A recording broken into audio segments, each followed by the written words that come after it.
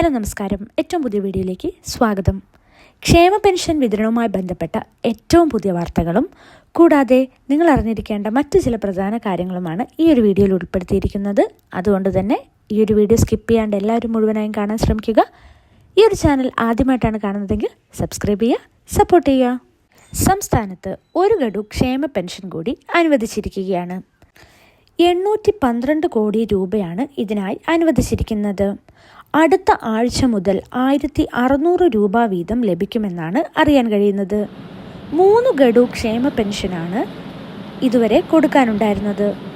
ഈ മാസത്തെ പെൻഷൻ തുകയായിട്ടുള്ള 1600 രൂപയാണ് ഉപഭോക്താക്കൾക്ക് ലഭിക്കുക. ഇനി 3 മാസത്തെ കുടിശ്ശികയാണ് ബാക്കിയുള്ളത്. അത് അടുത്ത സാമ്പത്തിക വർഷം കൊടുക്കുമെന്നാണ് സർക്കാർ പ്രഖ്യാപിച്ചിരിക്കുന്നത്. അടുത്തതായിട്ടുള്ള ഒരു അറിയിപ്പാണ് ഗൂഗിൾ പേ ഫീസ് ഈടാക്കുകയാണ് എന്നുള്ളത്. നമ്മളെല്ലാവരും ഗൂഗിൾ പേ യൂസ് ചെയ്യുന്നവരാണ് അല്ലേ? എന്നാൽ ഇന്ത്യയിലെ മുൻനിര UPI സേവനദാതാക്കളായ ഗൂഗിൾ പേ ക്രെഡിറ്റ്, ഡെബിറ്റ് കാർഡുകൾ ഉപയോഗിച്ച് നടത്തുന്ന ബിൽ പേയ്മെൻറ്റുകൾക്ക് കൺവീനിയൻസ് ഫീസ് ഏർപ്പെടുത്താൻ പോകുന്നു എന്നുള്ളതാണ് റിപ്പോർട്ടുകൾ. വൈദ്യുതി, പാചകവാതകം തുടങ്ങിയ യൂട്ടിലിറ്റി ബില്ലുകൾ ക്രെഡിറ്റ്, ഡെബിറ്റ് കാർഡ് ഉപയോഗിച്ച് അടയ്ക്കുമ്പോഴാണ് ഗൂഗിൾ പേ ഫീസ് ഈടാക്കുക. ഇടപാട് മൂല്യത്തിൻ്റെ 0.5% മുതൽ 1% വരെയാണ് ഫീസ്. ചരക്ക് സേവന നികുതിക്കും ഇത് ഈടാക്കും.